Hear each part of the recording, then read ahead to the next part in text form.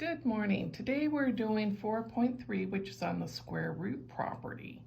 And the first thing we need to know is a quadratic equation is an equation in the form of ax squared plus bx plus c equals 0.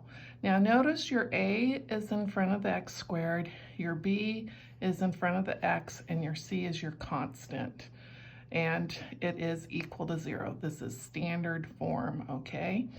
And your a cannot equal 0. So we need that a squared term. You need to be able to identify your a, b, and c.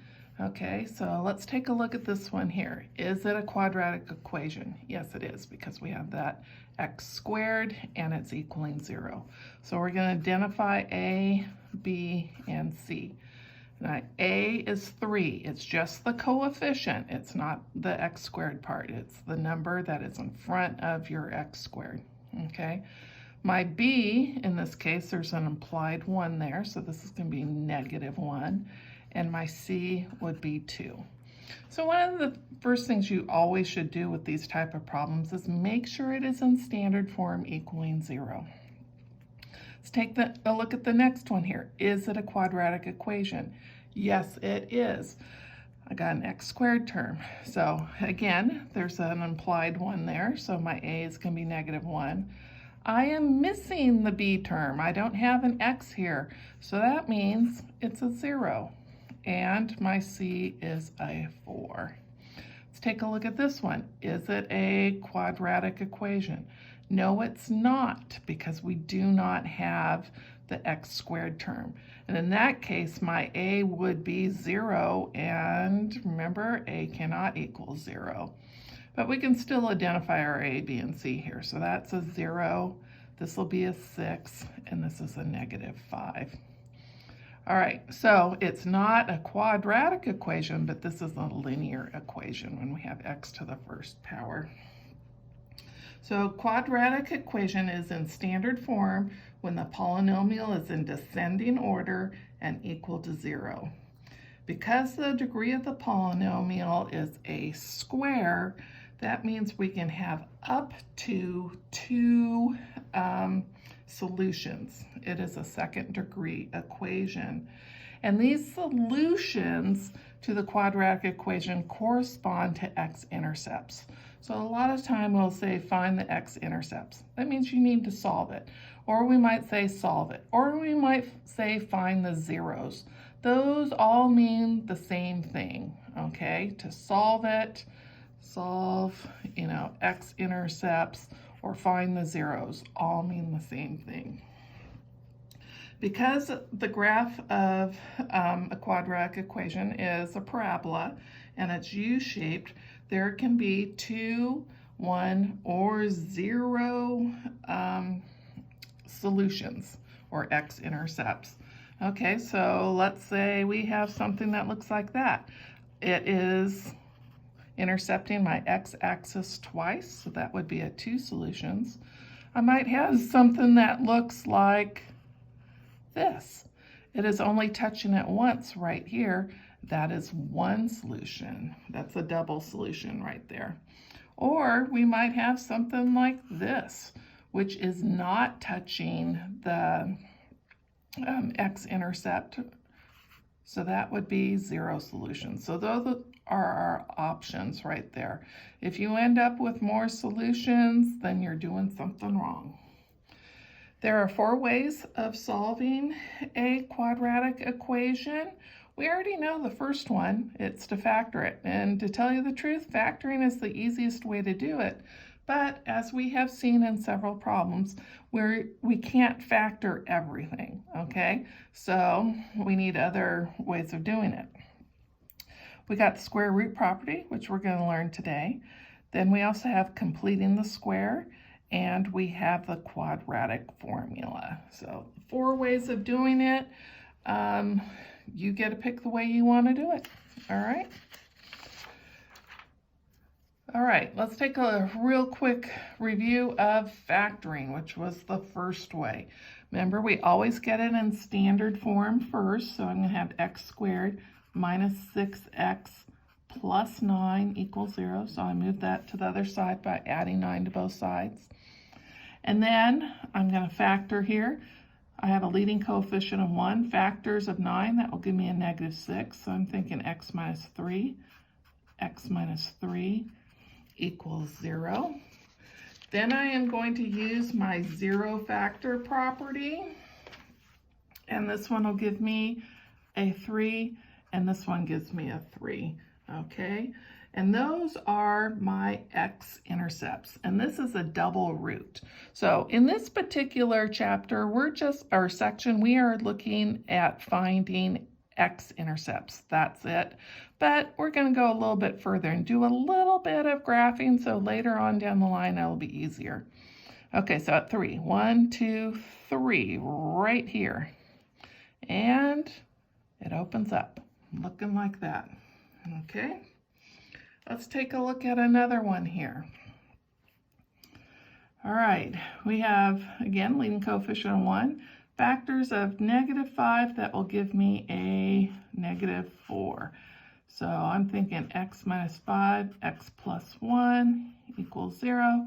Use the zero factor property. This one gives me a 5. That one gives me a negative 1. Okay, so remember, these are my x-intercepts. So at 5, 1, 2, 3, 4, 5. And at negative 1, right there. Okay, so those are my x-intercepts. Now, we can't be all that accurate when we are graphing these because we don't know how to find the vertex yet, but that's okay. We're just getting started.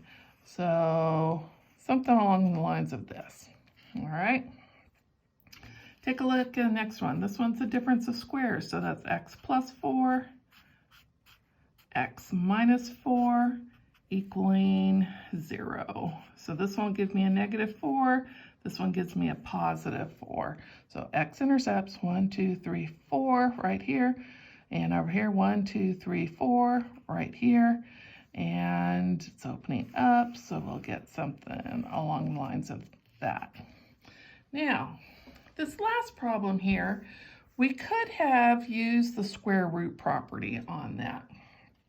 And the square root property states that if you have x squared equaling k, and we're solving for x, we take the square root of both sides, like this.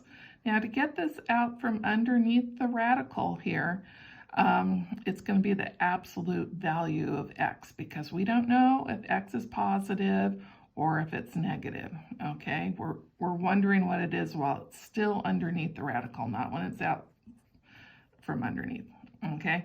So x is in the absolute values.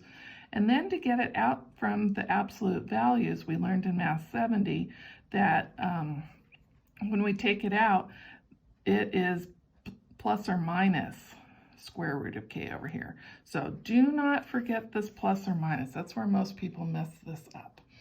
Okay, so this is really important down here. Let me write that again. So x equals plus or minus square root of k, like that, okay? When you start with something like this. Well, let's take a look at the exact same problem we just did. So if I have x squared minus 16 equals 0. Okay, so we want to get the x squared part on one side all by itself. So I'm going to move this to the other side. And I'll get x squared equals 16. Then we're going to take the square root of both sides, and I'll get x equals plus or minus 4. Same thing, right? Okay, so don't forget the plus or minus. That's where most people mess this up. Okay, another problem here. We want the x squared on one side. Let's divide both sides by 3. Okay, so that's going to give me an x squared equals 18. Take the square root of both sides. So now I have x equals plus or minus. Well, an 18 really is 9 times 2. So that would be 3 square root of 2. Now, if I'm graphing that, because those are my x-intercepts, and if they ask you to just solve it, that's great. Right here, you can stop. But if they ask you to graph it, where do I put 3.2 up here? That's where you stick it in your calculator and you'll get plus or minus 4.24. Okay, then we're just gonna eyeball that. 1, 2, 3, 4, and a little bit more. 1, 2, 3, 4, and a little bit more. And we'll get something like that. Okay, so do not forget, when you are solving, those are your x-intercepts. Okay, next one here. Let's take a look at this. Remember, we want this on one side, everything else over here. So I am going to move that 4 over. So I'll have 25x squared equals -4. Divide by 25 on both sides. So then I have x squared equals -4 over 25. Yeah, let's take the square root of both sides like this. And I will have x equals plus or minus. Okay, let's take a look at this. What's the square root of -4? Isn't that 2i over square root of 25? 5. Okay, so anytime you have an I, that means there are no x-intercepts. No x-intercepts. Okay, anytime you have that I. So, because it's imaginary, where do we place that on our graph? I don't have a place for imaginary. Now, when you get up into Calc 3 or something like that, you'll do polar coordinate systems, and then yes, you can. So, if they ask you to solve it, this is a legitimate answer, okay? But if they ask you to graph it, then you'll be like, well, there's no x-intercepts. Let's take a look at this next one. Now what you could do is FOIL it out and then move this over and combine it all and then, maybe use the AC method. But isn't this a perfect square? And this one over here is a perfect square. Okay, so what we're going to do is just take the square root of both sides. This will give me an x minus 1. Remember, when we take square root of something that's squared, it just comes out, equals, take square root of this, plus or minus 7. Okay, now we're starting solving for x, so I need to move the 1 over. So this gives me x equals 1 plus or minus 7. Now you need to do this work. You can't leave it looking like that. You can do this. One is going to be 1 plus 7, and the other one will be 1 minus 7. So that's going to give me an 8, and this one will give me a -6. And those are your x-intercepts. Okay, so let's take a look at this next one here. It looks complicated, but it's really not too bad. So we want to get this part right here on one side all by itself, move everything else to the other side. So I'll have 3 times x minus 2 squared equals -12. Then we'll divide both sides by 3. I'll get x minus 2 squared equals -4. All right, so we got our squared part over here all by itself. Let's take square root of both sides. This will give me an x minus 2. And over here I'll have plus or minus 2i. Okay, now let's move this over. So I'll have x equals 2 plus or minus 2i. Now sometimes people get confused where that plus or minus goes. It goes right in front of this. So when I move that 2 over, this one is my real part, this is my imaginary part. We cannot combine those guys. This is our answer, that's it. There are no x-intercepts.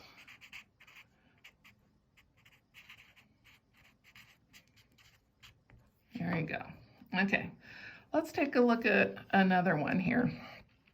And I looked at some of the questions on the homework assignment, and they'll say, put your answer in with x1 being smaller than x2. Okay, so let's keep that in mind when we do this problem. All right, here's this part here. I want to get that on one side all by itself, so I'm going to move this to the other side. X minus 2 squared equals 36. take square root of both sides.